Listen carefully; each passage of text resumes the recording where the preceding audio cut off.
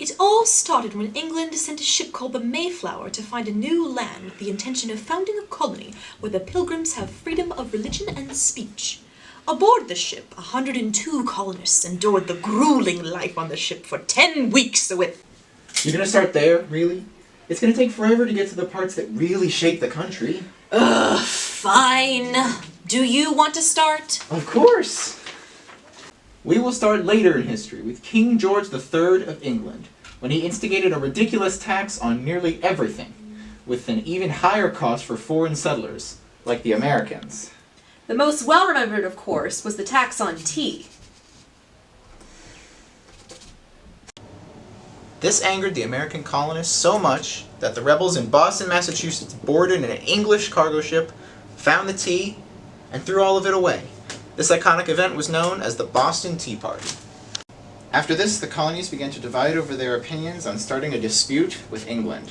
The dispute encouraged a man named Patrick Henry to give his iconic patriotic speech, which we still quote today when we remember the American Revolution.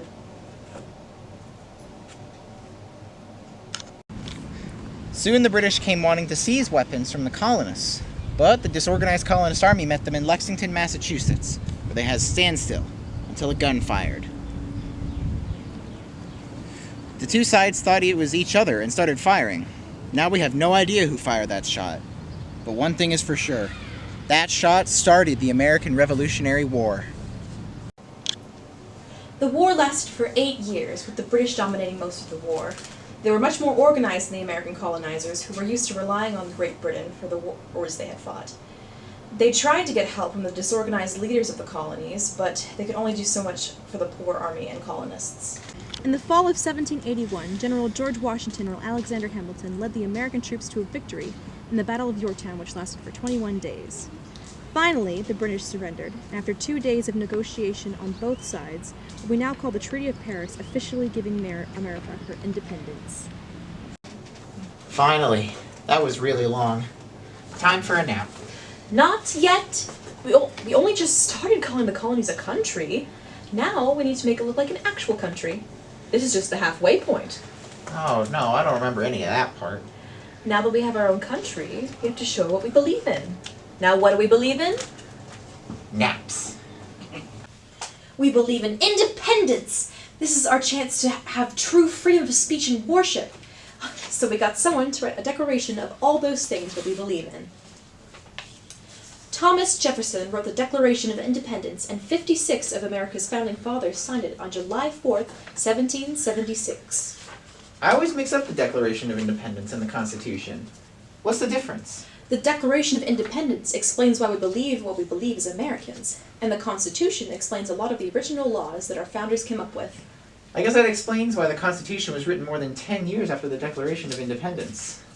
By the time they read the Constitution, the war was over, and they already started to form the government. Exactly!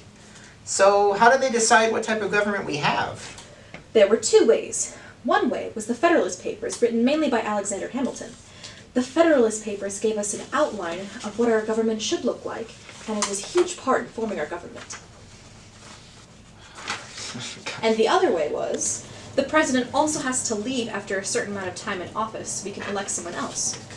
George Washington left after 7 years, and most presidents followed his lead in 8 years or less until it was made law that you can only be president for 4 years before the people get to vote again, and 8 years before you have to stop running for president. Wow. A lot happened after the war. I didn't know how important all those papers were. A lot of those papers are the reason why our country is such a defined government that has lasted for almost 300 years. These papers have lasted over all of the different presidencies and generations of people who grew up differently, but still have the same ideals that our founders had. That's amazing. I had no idea that our country was based on such strong ideals like freedom. That's why learning history and government is so important. We can learn what our country started to stand for, so we can continue to stand for the things that have always stood for, and apply them so we can learn the way others used them in the past and apply them today.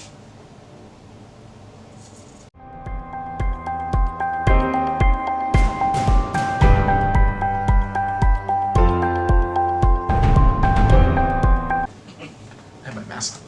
That's the end of that. Where was it? Dang it, I forgot. One thing that most Americans are very proud of is the Wait, way he's they... not, he's supposed to He's come not in. on yet! Elliot. No! Oh my god. Just flip his chin. Do his chin. Okay, wait, I'll just like do this. Like- Just start counting down. he's like a dog. Yeah. How they stare at you like. Anyway. 3. Okay, 3, 2. Wow. A lot happened after the war. I didn't know how important all those papers were.